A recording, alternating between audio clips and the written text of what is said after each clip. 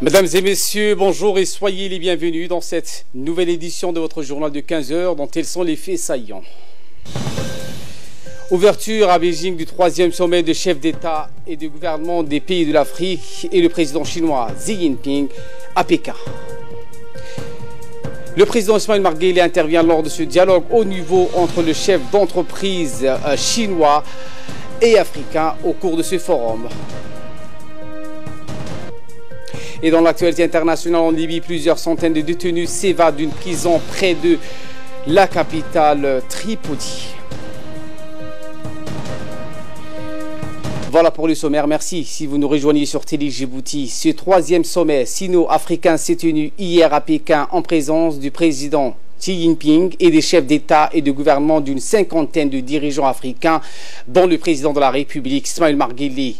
Outre les délégations africaines, des hauts responsables de l'Union africaine, des dirigeants de l'ONU et des 26 organisations africaines et internationales y ont pris part. Ce forum avait pour thème une communauté de destin et un partenariat mutuellement avantageux, la Chine étant devenue le premier partenaire commercial de l'Afrique. En parallèle à ce sommet à caractère politique, s'est ouvert ce matin, lundi 3 septembre, le forum économique qui a réuni essentiellement les PDG des grandes entreprises et sociétés chinoises et africaines. La République populaire de Chine a énormément investi au cours de cette dernière décennie sur le continent africain, notamment sur les infrastructures de base. De nombreux pays ont bénéficié des crédits chinois, dont la République de Djibouti, l'Afrique du Sud, le Nigeria, en passant par les usines de confection au Rwanda ou en Éthiopie. La Chine est ainsi devenue le premier partenaire commercial de l'Afrique et l'un des investisseurs les plus dynamiques. Selon Pékin, plus de 10 000 entreprises chinoises opèrent sur le continent. À défaut d'aide des pays occidentaux et des grandes instances financières internationales, les pays africains ont besoin des investissements chinois, même si certains critiques se font entendre sur les craintes d'une trop grande dépendance économique. Le président Ismaël Omar Guelleh a pris part à ce forum aux côtés de son homologue chinois Xi Jinping et de plusieurs de ses pairs africains.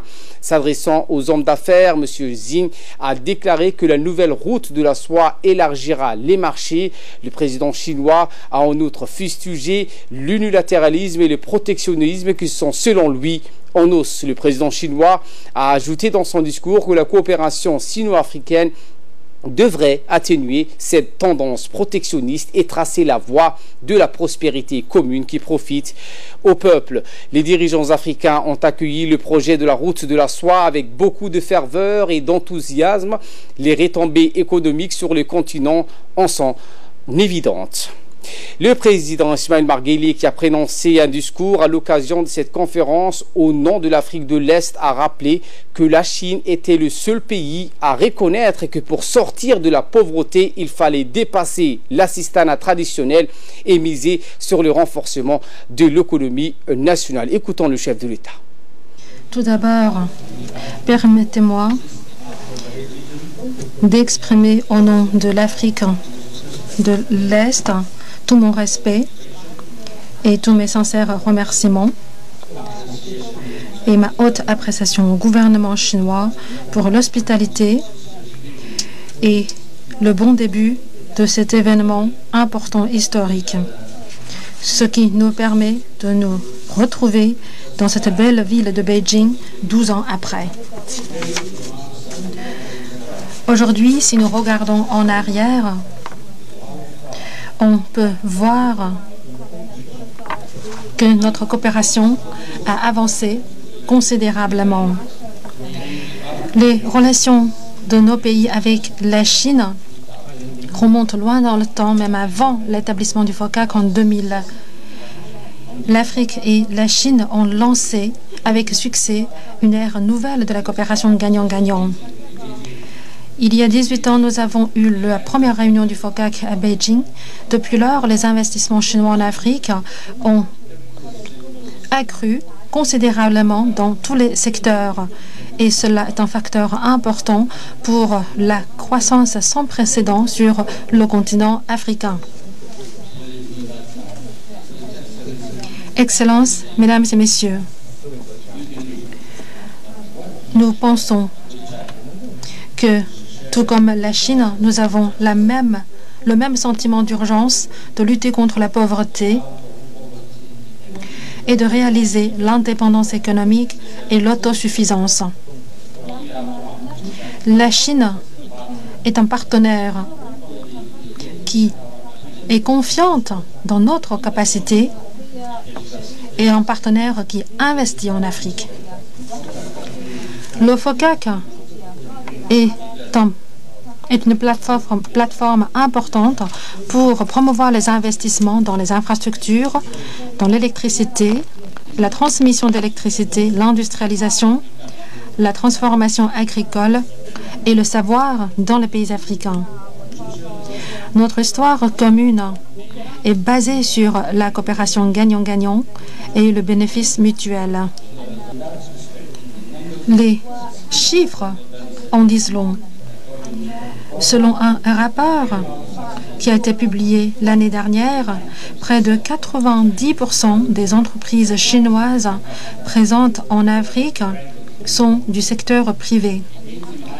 Et ces entreprises embauchent 89% des employés sur place, ce qui contribue à la création des millions de postes d'emploi dans les pays africains. Et ces entreprises accordent beaucoup d'importance à la formation technique et des compétences. Ces entreprises ont réalisé des bénéfices économiques et ont permis de réduire les prix de produits et de services grâce à l'utilisation des technologies. Dans nos pays africains, pour réaliser la prospérité, il faut produire. Nous devons promouvoir les industries et le commerce l'un avec l'autre. Nous devons promouvoir la production et la transformation des biens à l'intérieur de nos pays, mais aussi accroître la valeur ajoutée de nos produits avant l'exportation. Nous avons l'ambition de devenir un hub de production et de l'exportation et aussi une porte pour le continent africain. Ces 10 dernières années, la République populaire de Chine et le continent africain ont intensifié leur coopération économique et commerciale. L'on estime qu'en 2017, les volumes des échanges entre les deux parties a atteint les 100 milliards de dollars. Djibouti a bénéficié de l'investissement chinois pour concrétiser des grands projets de développement comme c'est le cas avec les infrastructures portuaires, ferroviaires ou encore la nouvelle zone franche internationale de Djibouti, pour n'en citer que ceux-là. Suivons à présent la seconde partie de l'intervention du chef de l'État Ismaël Omar Guelleh, qui était donc la personne qui représentait l'Afrique de l'Est. La Chine joue un rôle très important dans le développement économique des pays africains. La région de l'Afrique de l'Est en est un bon exemple.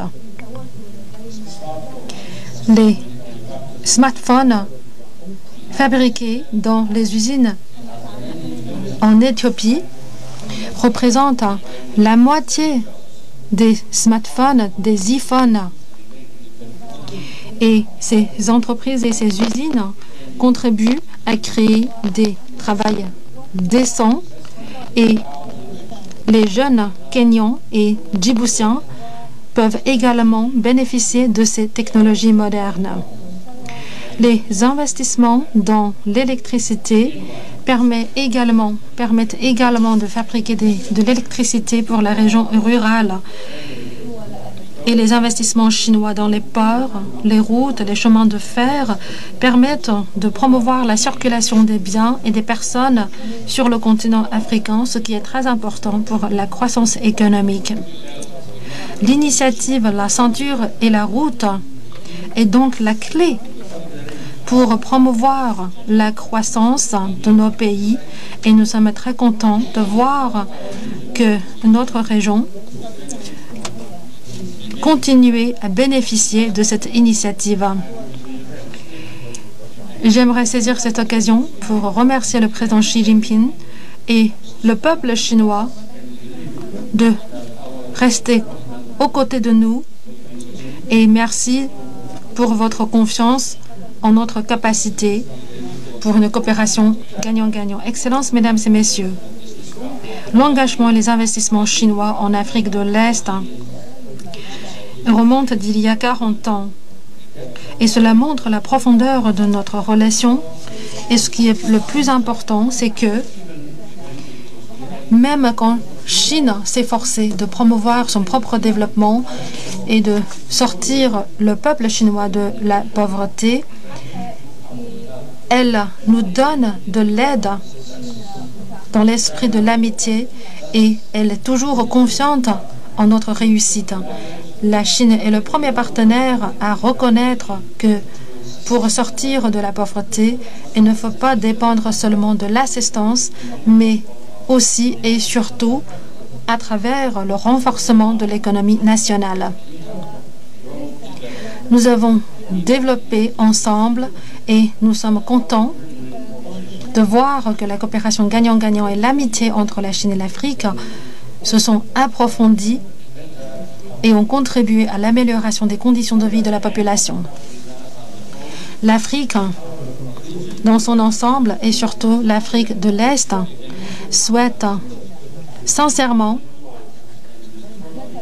bénéficier des marchés mondiaux et nous souhaitons bénéficier d'un cadre équitable en conformité avec les règles et les normes internationales.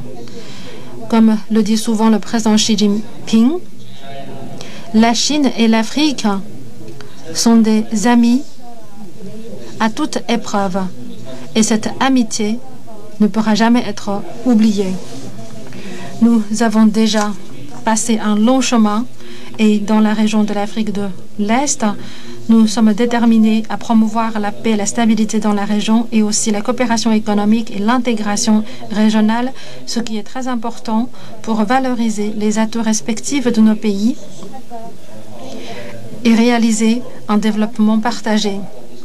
Au nom de la région de l'Afrique de l'Est, j'aimerais, pour terminer, avancer une proposition sur la création d'un conseil d'affaires Afrique de l'Est-Chine qui pourra servir d'un canal pour la coopération d'affaires et aussi servir d'un forum pour les réformes économiques.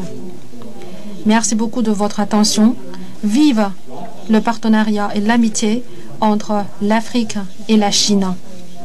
Vive le FOCAC. Merci.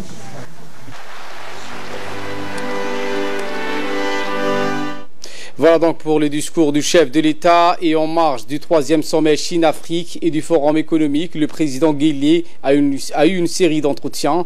Il a notamment rencontré le vice-premier ministre chinois, Yuan Zhang. Yuan Zhang est chargé des questions relatives à la planification, à l'évaluation des projets et la conception des réformes publiques et stratégiques au sein du gouvernement chinois. Avec cet officiel chinois de haut rang, il a surtout été question pour le président de la République d'aborder les modalités d'initiation de partenariats efficients entre les deux pays dans le domaine de transfert de compétences et d'expériences qui ont trait à la gestion des projets, notamment au sein des grands établissements publics.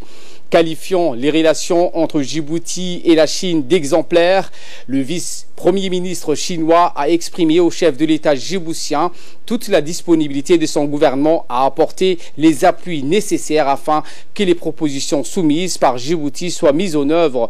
Plusieurs membres du gouvernement djiboutien, dont Mahmoud Ali Youssouf, ministre des Affaires étrangères, le ministre des Investissements Ali Ghedi Aoubaker, le ministre des Finances Ilyas Moussa Dawale et de l'Énergie Younis Ali Ghedi ont suivi ces entretiens. Écoutons le ministre de l'économie. Nous espérons voir plusieurs opportunités à venir dans les semaines et dans les années à venir à travers également donc ce processus de renforcement des capacités des entreprises comme le chemin de fer, des entreprises comme la zone franche et la zone de développement de l'industrie lourde à Demirjoug, qui va également bientôt démarrer sa construction. Le président Guelleh a également rencontré avec le ministre du département international du Parti communiste chinois, Zhang Tao. Avec cet éminent membre du gouvernement chinois, le chef de l'État a abordé en particulier les questions liées à la formation professionnelle, notamment au profit des jeunes, afin d'endiguer le problème du chômage et de la précarité. Il a également souhaité l'instauration d'une coopération plus soutenue entre les deux parties dans l'échange d'expériences et d'expertise. Selon le ministre de l'économie et des finances et secrétaire général du Parti du Rassemblement populaire pour le progrès, Ilyas Moussa Dawalé, cet échange d'expérience passera notamment à travers des programmes de jumelage au niveau des différentes régions des deux pays.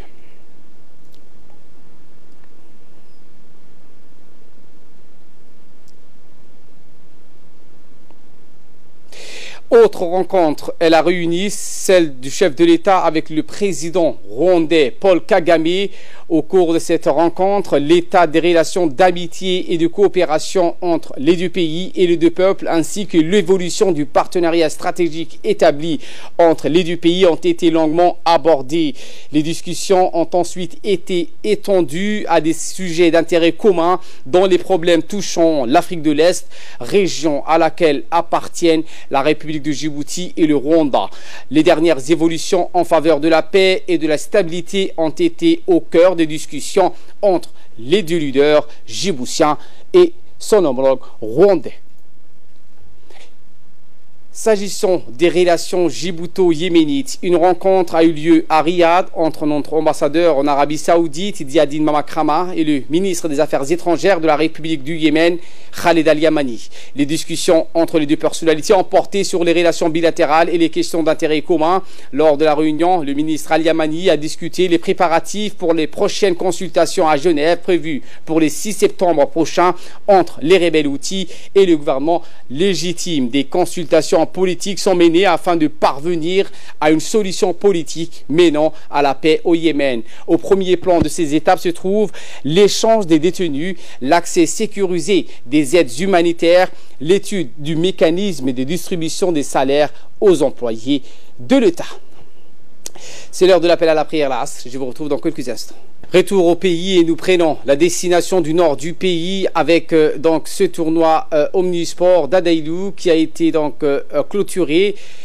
Il y a eu une visite qui a eu lieu à la bibliothèque de la localité. Des membres du gouvernement, dont le secrétaire d'État à la jeunesse et au sport, celui de la décentralisation et le ministre de la communication chargé des postes et des télécommunications ont visité cette bibliothèque.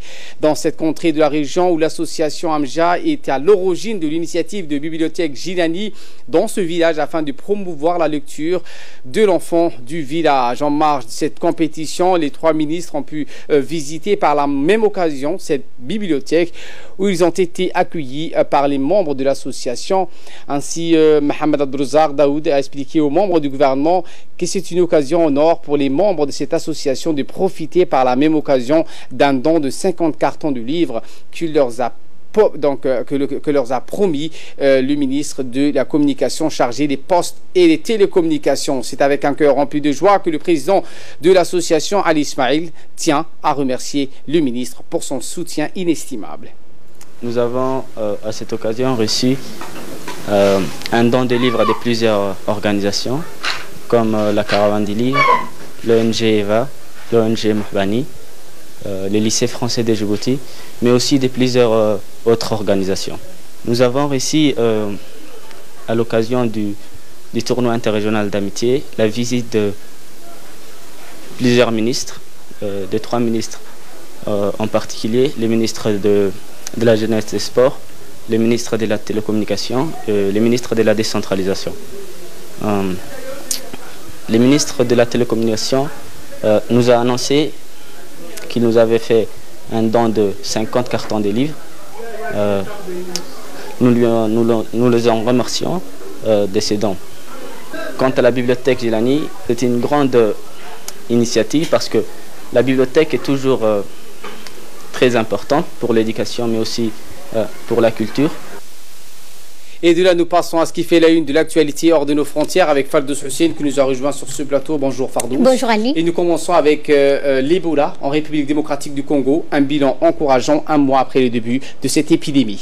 Effectivement, Ali, comme vous le dites, il y a un mois, le ministre congolais de la Santé déclarait officiellement l'apparition d'une nouvelle épidémie d'Ebola dans le Nord Kivu, la deuxième en RDC. Au total, 120 cas de fièvre hémorragique ont été signalés dans la région ainsi que dans l'ultri voisin, dont 90 cas confirmés et 30 probables à ce jour, 80 décès. Mais petit à petit, le nombre de guéris d'Ebola sortent de ce centre de traitement augmente et au cours de la dernière semaine, le nombre de nouveaux cas confirmés a sensiblement baissé. Pour l'OMS, la situation n'est pas encore stabilisée, mais elle s'améliore petit à petit. Nous le disions en titre en Libye, plusieurs centaines de détenus s'évadent d'une prison près de la capitale. Et oui, Ali, plus de 400 prisonniers se sont évadés d'une prison de la banlieue de Tripoli, alors que des affrontements entre milices rivales font rage depuis plusieurs jours dans le secteur. Ces 400 détenus se sont évadés à la faveur d'une émeute survenue dans la prison située donc dans la banlieue de Tripoli, a annoncé la police judiciaire libyenne dans un communiqué. Des milices rivales s'affrontent depuis lundi, donc aux armes lourdes dans cette banlieue sud de la capitale libyenne. Ces combats ont fait au moins une quarantaine de morts et plus de 100 blessés, selon un dernier bilan du ministère de la Santé. Et nous enchaînons avec la Birmanie, Fardous, où deux journalistes de Reuters, l'agence Reuters, condamnés à 7 ans de prison. L'Organisation des Nations Unies réclame leur libération immédiate. Et oui, Ali, deux reporters de l'agence Reuters, comme vous le dites, d'atteinte au secret d'État après avoir enquêté sur un massacre de Rohingyas en Birmanie et ont été condamnés aujourd'hui à 7 ans de prison. L'ONU a appelé à leur libération, un verdict prononcé devant la salle d'audience pleine à craquer de journalistes et diplomates. Les deux journalistes risquaient une peine de 14 ans de prison au terme de ce procès très controversé dans un pays où l'indépendance de la justice est cause de caution. Et nous terminons avec ce fait divers où le musée national du Brésil, vieux de 200 ans, ravagé par un gigantesque incendie. Et oui, Ali, un énorme incendie a ravagé le musée national de Rio de Janeiro, l'un des plus anciens musées du Brésil. Aucune victime n'a été signalée jusqu'à présent. 200 ans d'existence, comme vous le dites, ont été réduits en cendres cette nuit. Un gigantesque incendie a détruit le musée national du Brésil, donc la plus grande partie de la collection qui comptait environ 20 millions de pièces a été totalement réduite. Les fossiles, les momies, les documents historiques et les œuvres d'art sont partis en fumée. Le feu était si intense que des morceaux de documents brûlés envolés jusqu'à plusieurs quartiers dans cette ville. Merci Fardous Hussein pour ces éclairages. C'est tout pour ce 15h. Merci de votre fidélité. Merci à vous de nous avoir suivis partout dans le monde et notamment à Pékin, en Chine.